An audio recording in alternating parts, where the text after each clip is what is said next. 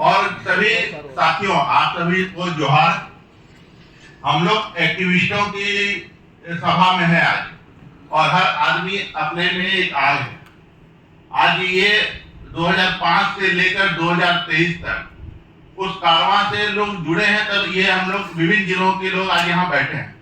और वैसे कानून की बात आज हम लोग कर रहे हैं जो कि 8 मई 2020 के बाद से झारखंड में निष्क्रिय हो गया है। 8 मई 2020 को श्री हिमांशु शेखर चौधरी जी का कार्यकाल पूर्ण हुआ था, और उसके बाद से झारखंड राज्य सूचना आयोग में कोई भी सूचना आयुक्त नहीं है।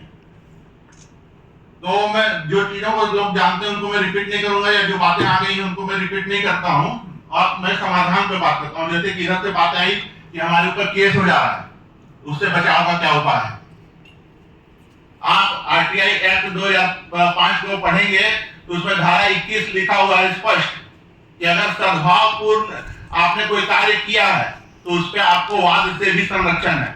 जैसे ही लगता है कि आपके ऊपर कोई मुकदमा आया, जैसे ही लगता है कि आपके ऊपर कोई कंप्लेन है, कोई आपको फंसा रहा है, तुरंत एक अर्जी दीजिए धारा 21 की उसी कोर्ट में। आप जमानत के लिए भी अप्लाई कर रहे हैं तो धारा 21 का कोटेशन दीजिए, इंफॉर्मेटरी फाइल कीजिए अपने जिला के सीजीएम कोर्ट में, और उसमें आप धारा 21 को लगाइए। आपको निश्चित रूप से आपका केस में आपको लाभ मिलेगा, क्योंकि आप जो सद्भावपूर्ण कार्रवाई कर रहे हैं आरटीआई में, अगर आपने मान लीजिए एसडीओ साहब के ऊपर आरटीआई लगाया और एसडीओ साहब के कलर के द्वारा आपके ऊपर कोई केस हो रहा है, एसडीओ साहब के द्वारा आपके ऊपर कोई केस लाद दिया गया है, तो केस ही नहीं चलेगा, क्योंकि यहाँ पर आपका धारा 21 आपके लिए कवच कुंडल का काम करेगा। लेकिन हम लोग तो वहां जानकारी नहीं है। हमें भी धमकी मिली थी जब हम लोग शुरुआत में इसको काम किए, हमने तुरंत धारा 21 का पिटीशन दिया। राज्य के मुख्य सचिव अशोक कुमार सिंह जी उस समय थे, कोई फिर केस नहीं लगा। हमने इंफॉर्मेटरी फाइल की, तो लड़ना होगा, लेकिन अपने हथियारों को हम लोगों को पता होना चाहिए हमारे पास हथियार कौन कौन से हैं, उसे कहां कहां कब कब चलाना है। तो धारा 21 आपका यहाँ पर कवच कुंडल है, उसको आप जरूर याद रखें। इंफॉर्मेटरी का प्रोविजन है सीआरपीसी में, उसको आप लोग ध्यान रखें। सलाह जरूर कराएं। आपको लगता है जैसे कि कुछ होने वाला है, घटा नहीं है लेकिन होने वाला लग रहा है, आशंका लग रहा है, सलाह जरूर दें। और लगता है कुछ घट गया तो एफआईआर जरूर कराएं, क्योंकि आपका बचाव के ये 4 माध्यम है। ये 4 माध्यम को आपको सीखना होगा, धारा 21, इंफॉर्मेटरी, सलाह और एफआईआर। एक बार करके तो देखिए, फिर सामने वाला कितना एफआईआर करता है, कितना केस लाता है, पता चल जाएगा। वो तो सर्विस कोर्ट से बंधा हुआ है, आप तो स्वतंत्र नागरिक हैं।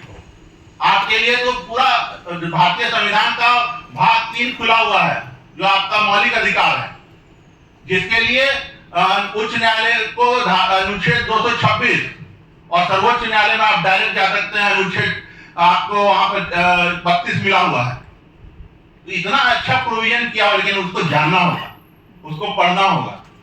5 तरह के रीट हैं, रीट से उपजा हुआ आपका ये पीआईएल है। वही भाग 3 में जितने आपको मौलिक अधिकार है उनसे उन्हीं को समाहित किया हुआ है। ह्यूमन राइट प्रोटेक्शन एक्ट 1993 है, जो कि आपको ह्यूमन राइट देता है, मानव अधिकार, मानव को मानव होने के लिए अधिकार। तो इन सबको क्लब कीजिए, संकलन कीजिए, यह आपका प्रोटेक्शन है।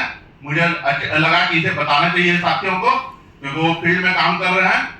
और अगर आप इसका प्रयोग करना सीख गए तो कोई बुरी शक्ति आपको टच नहीं करेगी, क्योंकि आपका कवच है। दूसरा, मैं स्वागत करता हूं रेणुका तिवारी जी का। उन्होंने एक अच्छा प्रस्ताव दिया है इस मीटिंग में कि हम कुछ केस स्टडी को प्रकाशन करें अपने साथियों का।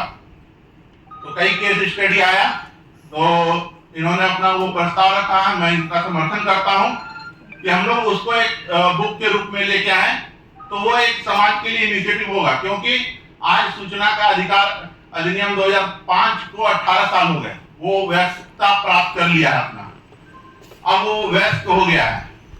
तो आपको लिटरेचर राजीव जी, जो चीजों का आज हमने आपको बताया, अगर ये जन जन तक पहुंच जाए, ये कार्यक्रम चल रहा है, तो सोचिए कोई अधिकारी की हिम्मत नहीं होगी आपके ऊपर केस करने का, कोई आपको डराने नहीं जाएगा, समय लगेगा आपको। तो इन चीजों का व्यापक प्रचार जरूरी है। आधा घंटा। तो आप साथी आए, मुझे बहुत अच्छा लगा, कहने को बहुत बातें हैं। हमने इसका सेक्शन 2 बहुत इंपॉर्टेंट है आरटीआई एक्ट में। आप किसी भी ये कोई भी काम है जो सरकारी निधि से हो रहा है, आप उसका निरीक्षण कर सकते हैं। झारखंड का पहला निरीक्षण हमने किया सड़क का, सिमडेगा की सड़क थी, पीएमजीएसवाई की सड़क थी, एकदम उसका आप लोक प्राधिकार के साथ हमने उसका निरीक्षण किया, उसका रिपोर्ट किया। एनपीएम दिल्ली तक आके उसकी जांच की, ठेकेदार ब्लैकलिस्टेड हुआ। आप सिलबंद नमूना ले सकते हैं, आप सर्टिफाइड कॉपी ले सकते हैं, बहुत ताकत है आरटीआई में, लेकिन उसका एजुकेशन आपको सीखना होगा।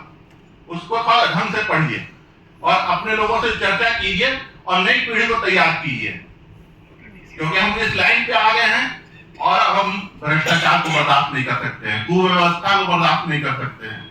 हमें अलग गलत होता दिखते साथ ही हमारा खून वहां पर फैलता है। तो उन चीजों को संकलित करने की जरूरत है। जोहार साथियों।